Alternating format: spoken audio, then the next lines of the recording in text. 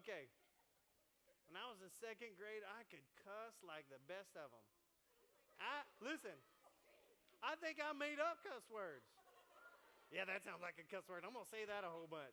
I thought I was cool. I was just speaking death. Hey, stupid, blah, blah, blah, blah, blah. Oh, yeah, well, blah, blah, blah. Got no idea what I'm even saying. I heard it on TV or something. I heard it in a movie or, I don't even know what it means. But sometimes we do that. Now, when I say we say stupid stuff to each other, sometimes friends say stuff that really, really hurts. And you know why it really, really hurts? Because if they're a real friend, listen. If they're a real friend, they know some real secret stuff about you. Stuff that you don't want anybody else to know. And sometimes they say things that really, really hurt. You ever had a friend say something that really, really hurt? Yeah? Like you ever had a friend call you fat? Shut up, fatso. Hey, listen, I got a funny story for you. I said something real stupid one time. I was at work. I worked at this restaurant. And this restaurant was real strange because people would come there to watch a show and we would serve them food. And so I had like 24 people to feed all at once. I was just waiting on them. Everything was timed with the show. And so I was always in a hurry, And to really mix it up, I acted like I had a real thick country accent. How y'all like dinner? And I'd just go down through there. Well, everyone gets one of everything that they eat.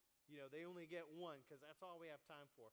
So I'm going down through there, and I walk in front of them, and I had just handed out these little pies, right? These little apple pies, and they're big enough. And I'd hand out these pies, and so they're eating them, and everybody's eating, and everybody's having a good time, and they're watching the show. And so I'm coming back through, and I've got this bucket, and I'm taking up their dirty dishes.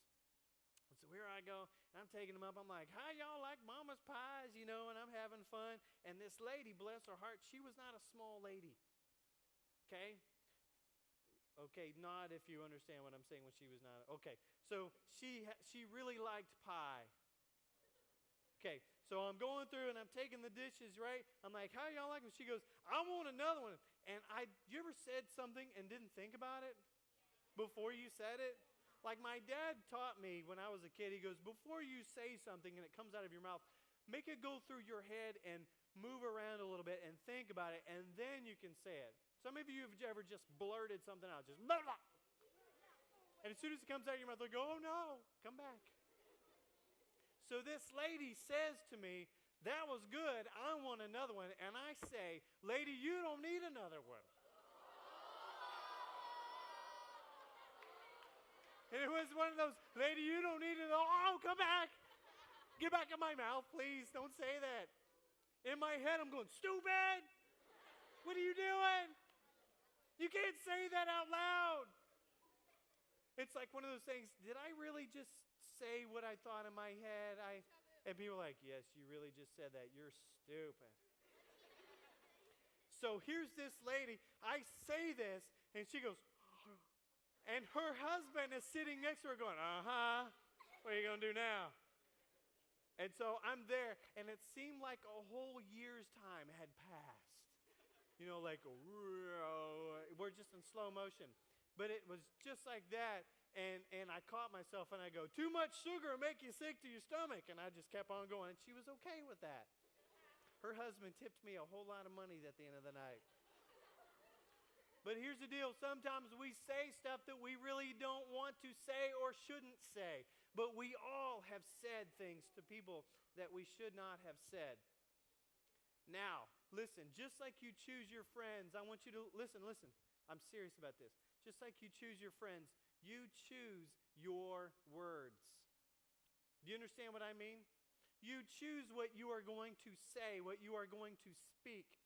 And so you have a choice with your friends. Do you want to be a friend, or do you want to be a friend that sticks closer than a brother? You want to be that good friend, somebody that speaks life. Because whenever you cut down your friend, whenever you talk bad about your friend, whether in front of them or behind their back, that's the worst, isn't it?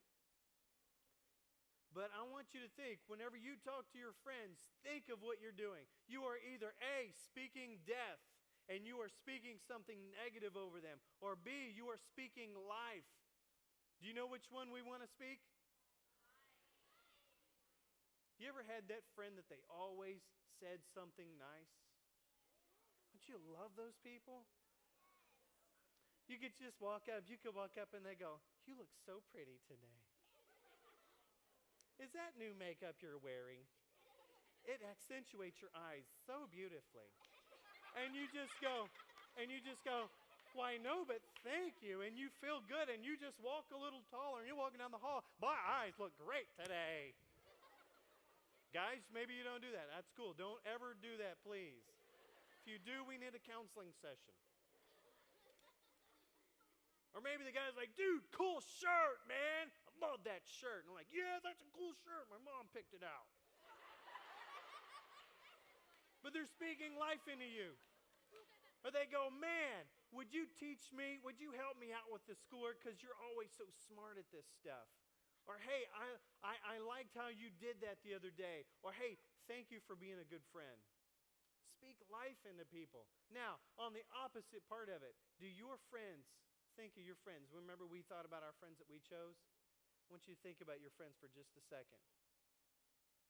Think about your friends. Think about the people that you hang out with all the time. There are only a certain amount of people that you're really, really close to.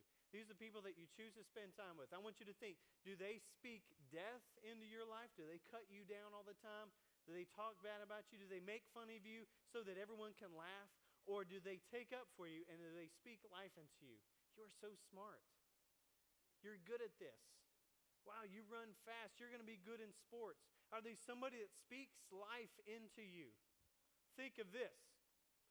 One of my favorite verses in the Bible, Proverbs 27:17. It's not on this one. Proverbs 27:17 says, "As iron sharpens iron, so one man sharpens another." Do you know what that means? You make each other better. There's another one, Proverbs 27:9 that he just showed on the screen. "The heartfelt counsel of a friend is as sweet as perfume and incense." Listen, friends, whenever they speak life into you, it's on purpose. We can speak death into someone's life and not mean it. And it can just be something stupid that we heard on TV. "Man, that's a good cut down. I'm going to use that tomorrow."